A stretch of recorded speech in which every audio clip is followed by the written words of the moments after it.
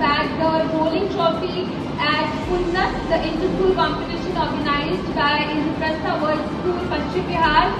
And we are very happy about this win because there were more than 44 schools that participated and all the prestigious top schools of Delhi.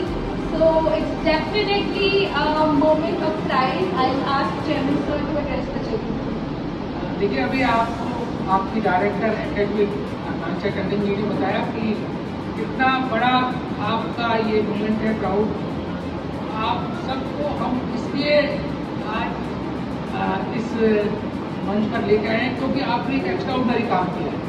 आपने न केवल जैसे कि बताया madam ने 43 school से उस पर आप वोटिंग ट्रॉफी लेकर आए, ये बहुत बड़ी अचीवमेंट है वंदना इंटरनेशनल स्कूल के लिए और आप इसी तरह बढ़ते रहें। Congratulations, Vandana International School Secretary Dwarka, and very congratulations to the chairman, Mr. V.P. Tandon and Ms. Tandon, and all the teachers and curriculum students who participated and excelled in the best performance for the schools in the different categories of the event organized at Indraprastha International Paschim Vihar.